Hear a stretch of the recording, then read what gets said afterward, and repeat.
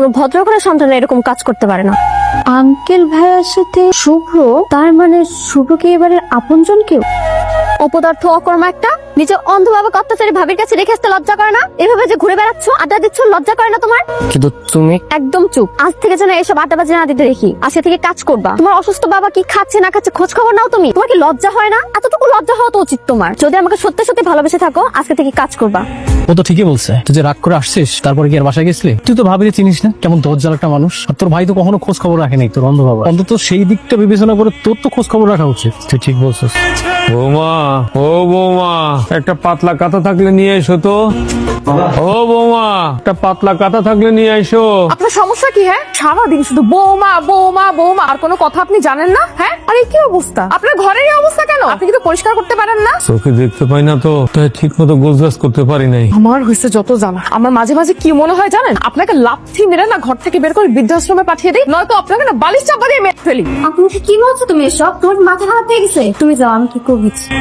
আমি কি আমার বাবার নিয়ে যাবো? না নিয়ে যাই খাওয়াবো কি? আমার নিজেরও তো থাকার জায়গা নেই, আমার একটা কিছু করতে হবে। কি হয়েছে তোর? তুই কাঁদতেছিস কেন? আমি অনেক বড় অন্যায় করে ফেলাইছি, অনেক বড় অন্যায় করে ফেলাইছি রে।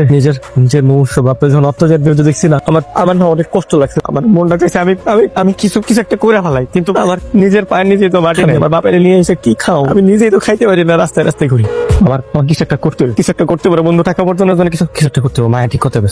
রিক্সা চালাবো, যা করা লাগে আমি তাই করবো। আচ্ছা শোন, তুই কোনো টেনশন করিস না। আমার একটা মামাতো ভাইয়ের দোকান আছে, আমার ভাইয়ের সাথে কথা বলে দিবো, দরকার হলে তোর একটা ব্যবস্থা করে দিবে। তুই একটু দেখ বন্ধু। ভাইয়া, এই আইসাটার বক্সটা দেখান তো। তুমি এখানে কি করো? আর এটা কার দোকান? এটা তোমার বন্ধুর মামার দোকান, এখানে চাকরি নিলাম। আজকে থেকে তুমি আমাকে এখানে পাবা। আমি তো তোমাকে দেখে একদম অবাক হয়ে যাচ্ছি। তুমি তো বলছিলে যে চাকরি না করে সারাদিন আড্ডা দিলে তো আর হবে না, জীবনে কিছু করতে পারবো না, তাই ভাবলাম আমি চাকরিটা নিই। আমি সত্যি অনেক খুশি হয়েছি। শুভ, তোমার বাবার কষ্ট চোখে দেখা যায়। তুমি ভালো কিছু করে তোমার বাবাকে ওখান থেকে নিয়ে আসো। ঠিক আছে, নিয়ে আসবো। তোকে আমাদের বাসায় দেখলাম, তুমি কি ভাবি কিছু হও? আমি তোমার ভাবির ছোট বোন। ও আচ্ছা, তার মানে তো তুমি আমার বেহেন চাও। জি বেয়াই। আমার বাবাকে একটু দেখে রাখো। হ্যাঁ মাহমুদ একটু আসতে পারবি বাবা?